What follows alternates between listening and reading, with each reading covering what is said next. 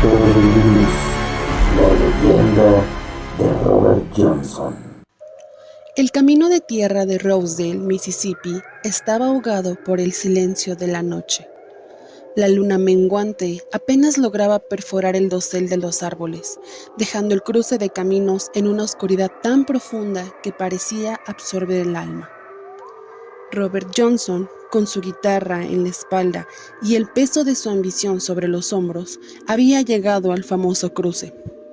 No por casualidad, había escuchado las leyendas narradas en los juke joints, historias de personas que vendían su alma por los sueños que anhelaban. Y él tenía un sueño, grande en verdad. Se sabía bueno, tocaba con pasión y honestidad, pero su música se perdía en la multitud de talentos del Delta. Carecía de la chispa que encendía las almas. No era único, no era inolvidable. Y esa desesperación, esa necesidad de ser el mejor, lo había empujado a ese siniestro lugar. Sentado en la tierra, sintió el frío de la noche calar sus huesos y el de sus dudas la mente. Por un momento, un miedo atávico lo invadió. ¿Estaba realmente dispuesto a pagar el precio? El viento gélido parecía susurrarle que se fuera, que volviera a la seguridad del anonimato. Una vorágine de pensamientos lo mantenían fijo, como un puntual que sostiene una cuerda. Así de tenso estaba su cuerpo. No iba a ir a ningún otro sitio hasta conseguir su objetivo. Su debate interno fue largo, y por un momento sintió que aquello era algo absurdo. Fijaba sus esperanzas en una leyenda de bar, pero ¿y si no era una leyenda?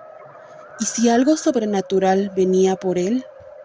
Se levantó, resolviendo que no valía la pena, pero justo cuando se disponía a dar la media vuelta, una figura emergió de la nada, como si el mismo camino la hubiera parido. Era un hombre impecablemente vestido, una silueta elegante y oscura que se destacaba contra el vacío de la noche. Su voz, profunda y seductora, cortó el silencio como una navaja afilada. «Parece que has perdido algo, muchacho», dijo, y en esas palabras Robert reconoció que era demasiado tarde para arrepentirse. El guitarrista levantó la vista. Frente a él, del otro lado del camino, bajo un ajado farol titilante, había un hombre.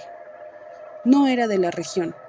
Vestía un impecable traje negro, tan pulcro que parecía que el polvo del camino se negaba a tocarlo. Una corbata de un rojo intenso que invitaba a evocar el color de la sangre, destacando contra la tela oscura. Su rostro, enmarcado por un sombrero de fieltro, era simétrico y bien parecido, con una sonrisa que no llegaba a sus ojos, tan antiguos y fríos como el hielo de un invierno eterno. «Solo la esperanza», musitó Robert, con una voz que apenas fue un susurro. El refinado hombre se acercó, la única perturbación en el aire de la noche. «La esperanza es para los débiles», le dijo, con su voz apacible y atrayente.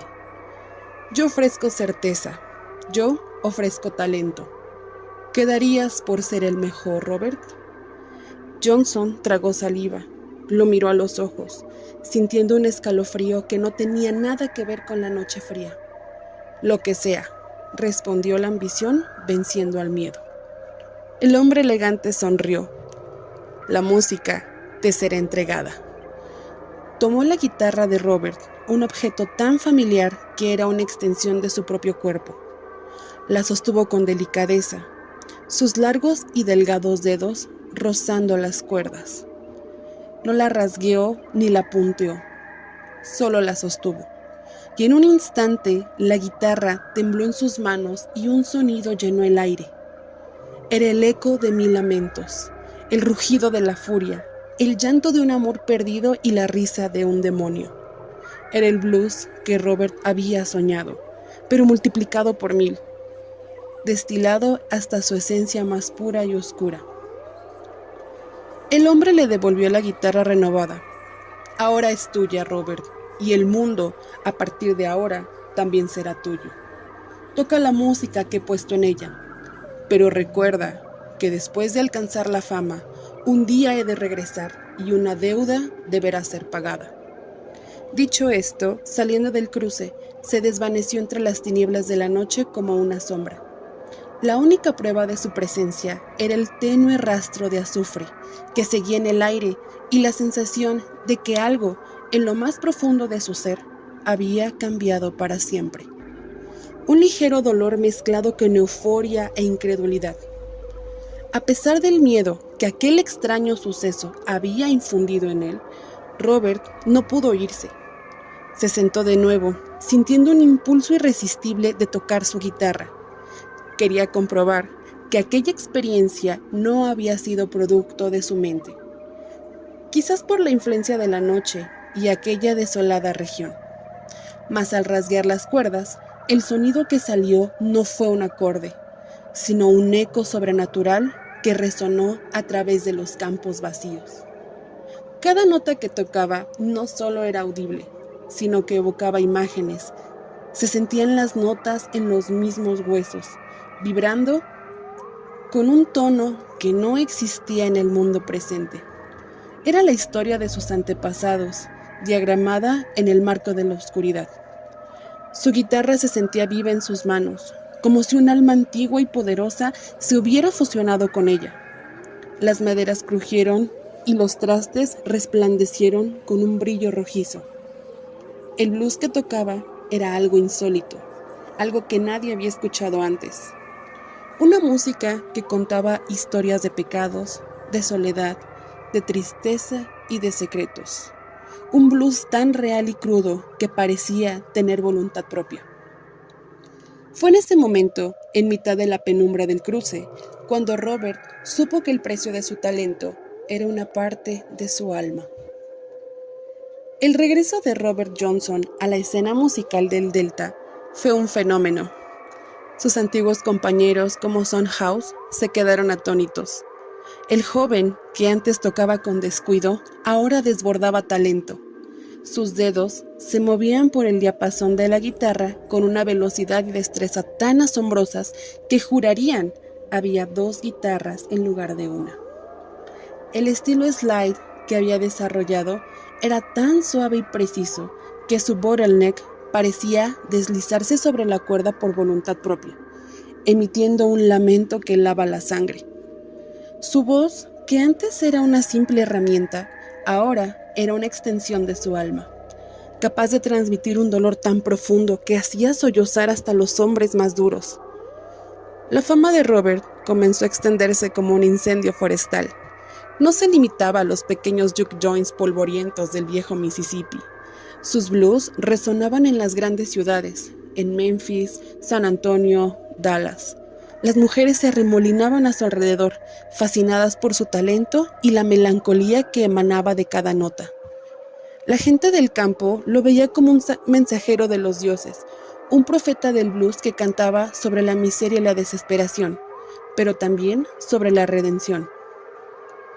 Su música era un espejo de la vida de la gente, pero amplificada y embellecida, con una magia oscura que nadie podía ignorar. En sus canciones, sin embargo, el rastro del pacto se hacía cada vez más evidente. En Me and the Devil Blues cantaba sobre un encuentro en la encrucijada, una alusión tan directa que sus oyentes más perspicaces se miraban entre sí con nerviosismo. Y en Hellhound on My Trail, la paranoia era palpable. Él no estaba cantando sobre un perro, sino sobre la figura que lo perseguía. Un recordatorio constante de su deuda, pues a medida que su fama crecía, su tormento interno también. A menudo se le veía nervioso, mirando por encima del hombro, como si esperara que alguien insospechado apareciera en cualquier momento para cobrar lo que era suyo. Robert Johnson sabía que su tiempo se estaba agotando. A los 26 años, una extraña sensación de urgencia era insoportable. Intentó huir, ir de un pueblo a otro, esperando que la velocidad de sus viajes lo librara del destino. Pero la sombra de la deuda lo acosaba, como un perro del infierno sin rostro. una figura siniestra e implacable que seguía su rastro. No había dónde huir. La noche de su muerte, en agosto de 1938, Robert se encontraba en un pequeño John Joint en Greenwood. Apenas unos días antes de cumplir los 27, la noche era calurosa y húmeda, y el aire estaba cargado de la energía de la música y el alcohol. Según la historia, se dice que el dueño del bar, celoso de la atención que Robert le prestaba a su esposa, envenenó una botella de whisky. El veneno actuó rápidamente y Robert se desplomó en medio de una canción. El sonido de la guitarra terminando abruptamente. La gente se alarmó, pero no se sorprendió. Sabían que el destino de Robert siempre había estado marcado por una sombra, convirtiéndose así en el primer miembro del Club de los 27. Pero la historia del veneno es lo que la gente decidió creer, para dar una explicación a lo inexplicable. Los que estuvieron allí esa noche y tuvieron el coraje de mirar de cerca, vieron algo que la historia no cuenta.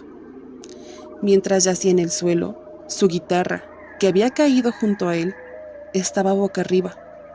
Las cuerdas, que habían sido el medio de su talento, brillaban con un resplandor fantasmal, y las marcas grabadas en el diapasón bajo las cuerdas no eran de sus dedos. Eran ligeras, casi invisibles, como pequeñas quemaduras. Alguien o algo había tocado su guitarra por última vez. El sonido que había llenado el juke joint era una mezcla de terror y lamento. Al mismo tiempo que Robert se desplomaba, la música en su guitarra se había distorsionado. Los testigos juraron haber escuchado una última nota, una cuerda rasgueada con una ferocidad y una fuerza tan sobrenatural que hizo que los vasos se quebraran en las mesas. Fue una nota final, el cierre de un trato, el cobro de una deuda. No fue el veneno lo que mató a Robert Johnson, fue el blues que el diablo había puesto en su alma. Su cuerpo fue enterrado sin ceremonia y su tumba sigue siendo un misterio, pero la leyenda de su música y el pacto que hizo por ella vive.